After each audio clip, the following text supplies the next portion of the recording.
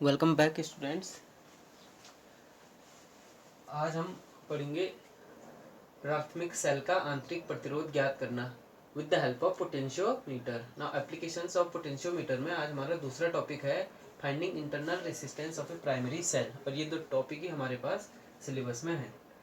तो फिर से जैसा आप जानते हैं कि पोटेंशियोमीटर में जो है दो सर्किट होते हैं, एक प्राइमरी सर्किट एक सेकेंडरी सर्किट। प्राइमरी सर्किट हमेशा जो है उसमें वो एलिमेंट एक V1 बैटरी होती है, कुंजी K1 होती है, रियोस्टेट होता है, और जो कि ए और पोटेंशियोमीटर के बिंदु ए और बी के बीच कनेक्टेड रहता है। ये फिक्स होता है नॉर्मल, ठीक। तो ये आपको सिंपल है याद रखने के लिए। चेंज सिर्फ हम जो है अलग अलग एप्लीकेशन में सेकेंडरी सर्किट में ही चेंज करते हैं पोटेंशियोमीटर का जो भी होगा, लेकिन प्राथमिक सर्किट हमेशा सेम होता है, मोर और लेस सेम होगा।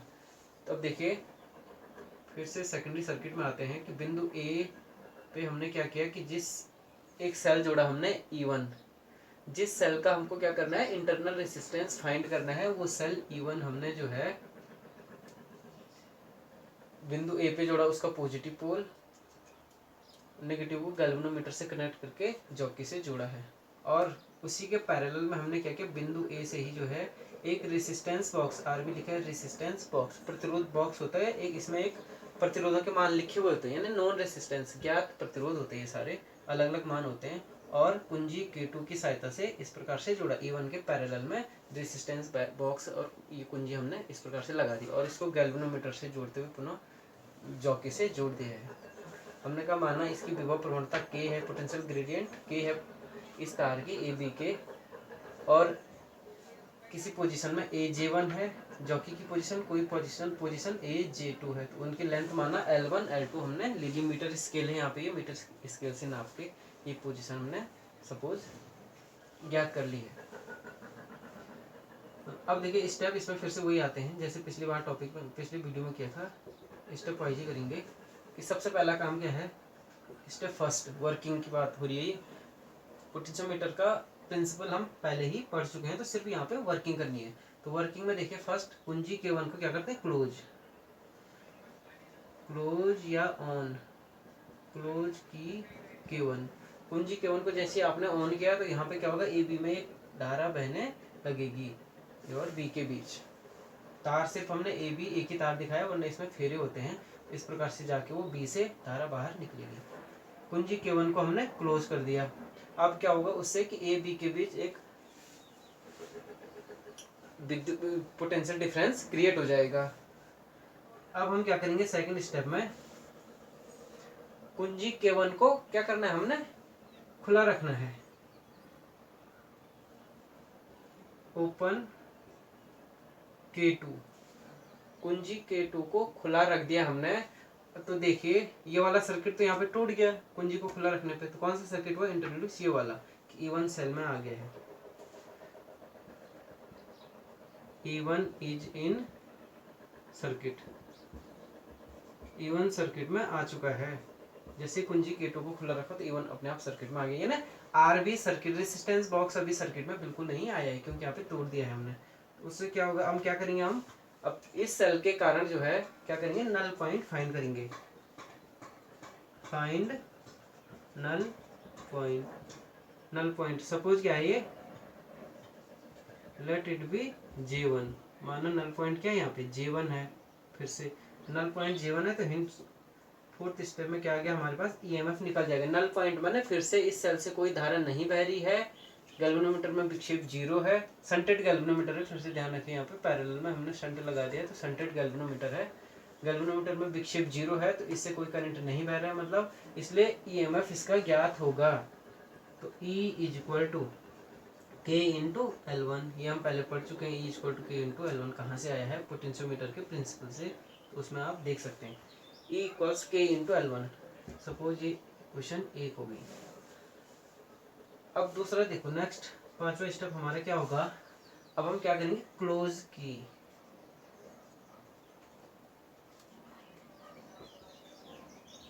क्लोज की K2। अब कुंजी K2 को क्लोज करेंगे and introduce RB in circuit. कुंजी K2 को हमने क्लोज किया और उससे क्या होगा कि कुंजी K2 क्लोज हो गया तो आर भी रेजिस्टेंस बॉक्स भी सर्किट में आ जाएगा। छठवां देखिए, अब देखो कुंजी क्लोज हो गई है, हम क्या करेंगे, फिर से नल पॉइंट करेंगे। फिर से देखो, find null point again and let it be suppose J2। अब आप कहोगे सर जो है सेल तो एक ही है, तो J1 J2 क्यों आया है? सेल एक है, लेकिन देखिए पहले केस में जब J1 फाइंड किया, जब ये था ही नहीं आपके सर्किट में, कहीं नहीं, कुंजी जो है खुली हुई थी, तो ये कहीं नहीं था सर्किट में, E1 था, तब उस केस में क्या बोला हमने, J1 और E इक्वल्स के J1। दूसरा केस देखिए कि ये भी लगा दिया हमने, और यहाँ से हम क्या करेंगे, रेजिस्टेंस बॉक्स को जैसे इंट्रोड्यूस किया तो कोई एक यहाँ से प्लग निकालेंगे, यानी कोई एक प्रतिरोध, सुटेबल प्रतिरोध हम जो है सर्किट में डाल रहे हैं इस बॉक्स के थ्रू। अब हमने प्रतिरोध सर्किट में डाल दिया है, तो क्या होगा, अब आप नल पॉइंट फाइंड कर रहे हैं फिर से। गैल्वेनोमीटर से तो कोई करंट नहीं जाएगा, नल पॉइंट मींस गैल्वेनोमीटर का विक्षेप डिफ्लेक्शन 0, इससे तो कोई करंट नहीं जाएगा। लेकिन यहाँ पे सेल के लिए दूसरा मार्ग है, देयर इज अनदर वे, या अल्टरनेटिव वे फॉर सेल। तो देखिए अब क्या होगा, यहाँ से करंट इस प्रकार से आएगा और आर से होते हुए वापस सेल में छोटा सा करंट इस प्रकार, आप समझ रहे हैं। और इसका मतलब अभी नल पॉइंट तो है, लेकिन जो है ये सेल धारा दे रहा है, इस केस में करंट दे रहा है ये सेल हमको, और करंट दे रहा है, इस प्रकार करंट जा रहा है। तो इसका मतलब ये सेल के सिरों के बीच जो पोटेंशियल डिफरेंस होगा वो ईएमएफ ना होके क्या चीज निकलेगा, टर्मिनल पोटेंशियल, टर्मिनल विभवांतर निकलेगा। तो इसलिए हम यहाँ पे लिख देंगे 7वें स्टेप में, हेंस यहाँ पे E लिखा था, E ना आके क्या आएगा, V इज टर्मिनल पोटेंशियल, याद रखना आप, K इंटू L2। तो पहले केस में हमने विद्युत वाहक बल निकाला सेल का E, दूसरे केस में हमने जो है जब K2 को ऑन किया तब हमने सेल का टर्मिनल विभवांतर निकाला, उसी सेल का टर्मिनल विभवांतर ये निकाल दिया। इसको सपोज हम करते हैं इक्वेशन 2। अब फ्रॉम 1 एंड 2, फ्रॉम 1 डिवाइड कर दो, एक को 2 से डिवाइड कर देंगे, इसको मैं यहाँ पे लिख देता हूँ, E upon V equals K से K कट जाएगा, L1 अपॉन L2, ये हमारे पास आ गया। माना इसको लिख दे इक्वेशन 3। ये स्टेप था हमारे पास। ध्यान रखें यहाँ पे V कैसे आया है, इसलिए नल विक्षेप तो है, लेकिन पहली बार में नल विक्षेप के कारण हमने सेल का विद्युत वाहक बल निकाला, दूसरी बार नल पॉइंट जब ज्ञात किया तब हमने सेल का टर्मिनल विभवांतर निकाला, क्योंकि अब दूसरे केस में सेल धारा दे रहा है, याद रखना है, पहले केस में सेल धारा नहीं दे रहा था। इस प्रकार से जो है E और V के भी संबंध आ गए। इसको मैं फिर डिलीट कर देता हूँ। अब सिंपल कैलकुलेशन है, ये यहाँ पे हमारा खत्म हो गया है, इतना हमने करना है, ये इसके वर्किंग स्टेप हैं। जब हमने ये फाइंड कर लिया तो यहाँ से आपकी थ्योरी है या कैलकुलेशन है सिंपल। आपको पता है कि सेल का इंटरनल रेसिस्टेंस अगर स्मॉल r है तो small r equals capital R into E upon V minus 1, ये आपको पता होगा, ये पहले हम कर चुके हैं सेल वाले टॉपिक में। Small r equals R into E upon V minus 1, जहाँ पे ये R क्या है, ये रेसिस्टेंस बॉक्स से जो आपने निकाला था, ये प्रतिरोध दे रहा हमको R, नॉन प्रतिरोध, ये R यहाँ, E अपॉन V कहाँ से निकालेंगे, यहाँ से निकालेंगे, तो हम सीधा सीधा सेल का इंटरनल रेसिस्टेंस फाइंड कर सकते हैं। तो ये वैल्यू मैं यहाँ रख दूंगा, then R equals E upon V की जो क्या रखूँगा, L1 upon L2 minus 1 into capital R, ये हो गया। ये हमारे यहाँ पे वर्किंग है, ये प्रैक्टिकल खत्म हो चुका है। तो दिए हुए सेल E का आंतरिक प्रतिरोध R किस प्रकार निकालेंगे, R equals L1 upon L2, जो की जो दो पोजीशन है उनका रेशियो माइनस 1 इंटू जो रेसिस्टेंस आपने प्रतिरोध बॉक्स से निकाला, उस प्रतिरोध को यहाँ पे मान रख देंगे, और सिंपल हमको जो है सरल तरीके से सेल का आंतरिक प्रतिरोध ज्ञात हो जाएगा इस फॉर्मूले की सहायता से। तो ये इस प्रकार से देखिए हम विभव मापी के प्रयोग से सेल का आंतरिक प्रतिरोध और दो सेलों की तुलना करना दोनों सीख सकते हैं। अब पहले केस में सवाल आएगा, या जो सेलों का E1 E2 की कंपैरिजन करती है उसमें भी आप ये पूछ सकते हैं कि सर जो है नल विक्षेप तो हम बोल रहे हैं कि ये 0 पे है, डिफ्लेक्शन नहीं करी गैल्वेनोमीटर की सुई, लेकिन E1 और E2 के रेसिस्टेंस कहाँ पे जाएंगे, वहां पे जो सेल का आंतरिक प्रतिरोध तो होगा ना, प्रत्येक सेल का आंतरिक प्रतिरोध होता है, तो वो काउंट क्यों नहीं हो रहा है? वो काउंट इसलिए नहीं हो रहा है क्योंकि वहां पे नल पॉइंट तो है, अविक्षेप तो है, गैल्वेनोमीटर में कोई धारा नहीं बह रही, लेकिन साथ ही साथ ये कि सेल भी कोई धारा नहीं दे रहा है, ये भी इंपॉर्टेंट है।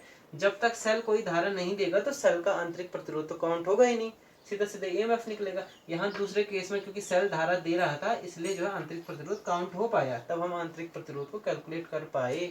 जब सेल से धारा ही किसी सर्किट में कोई भी प्रतिरोध लो आप, जब उससे करंट ही नहीं जाएगा तो प्रतिरोध का क्या मायने? प्रतिरोध का मायने भी तब है जब करंट जाएगा। तो सेल से जब कोई धारा ही नहीं बह रही है, न जा रही है, तो इसलिए आंतरिक प्रतिरोध नहीं आता है। जब comparison of two EMF of two cells हमने किया था, ये यहाँ पे फर्स्ट वाले केस में। तो ये आप इस प्रकार से इसको समझिए। ये यहाँ पे कैलकुलेशन है, इसमें फिर से कुछ सावधानियां रखने की बात है। मैं सर्किट में एक बार फिर से रिवीजन करा देता हूँ आपका कि सावधानियां क्या क्या रखनी है। सबसे पहले आपने ये देखना कि प्राइमरी सर्किट और सेकेंडरी सर्किट में जो जो बैटरी लगी है, सेल लगे हमारे, सबके पॉजिटिव पोल, सबका जो है धनात्मक सिरा जो है पॉइंट ए से हो या एक ही पॉइंट से, ए या बी किसी से भी हो, लेकिन एक से हो। तो सबका देखो धन, इसका भी धन, और उन वाले केसों में सारे का धन ए से जुड़ा है तो नेगेटिव दूसरे से जुड़ा है। पहला सावधानी आपने ये ध्यान रखना है। फिर जॉकी को हम ए और बी के नजदीक ले जाएंगे, देखेंगे जॉकी में दोनों तरफ डिफ्लेक्शन हो रहा है कि नहीं हो रहा है। दोनों तरफ डिफ्लेक्शन हो रहा है तो सर्किट सही है, तभी हमको उनके बीच कहीं पे जो है नल पॉइंट मिलेगा, नो डिफ्लेक्शन की पोजीशन मिलेगी। ये हम प्रिंसिपल ऑफ पोटेंशियोमीटर में भी पढ़ चुके हैं। नेक्स्ट जो है हम गैल्वेनोमीटर को शंटेड कर देते हैं। शंट क्यों करते हैं? ताकि अगर इसमें ज्यादा करंट भी जाए तो गैल्वेनोमीटर की कॉइल जो है फूके नहीं या उसका पॉइंटर टूटे नहीं। तो उस स्थिति के लिए कम प्रतिरोध को इसको समांतर में जोड़ देते हैं। एक मैंने कहा अधिक प्रतिरोध को श्रेणी में भी जोड़ा जाता है। शंट के लिए अलग से वीडियो बनाया जाएगा पूरी वर्किंग पे। तो ज्यादा करंट यहाँ से होकर निकल जाएगा, थोड़ा बहुत गैल्वेनोमीटर से जाएगा, तो गैल्वेनोमीटर हमारा बचा रहेगा। और जैसे ही आप जो है, अच्छा इसमें एक पॉइंट और है कि जब आप अविक्षेप स्थिति, ये रफ अविक्षेप, ये रफ नल पॉइंट फाइंड करने तक शंट रखना है आपको। आप जैसे ही जो है नल पॉइंट के नजदीक जाते हैं तो आप चाहे शंट को निकाल लो।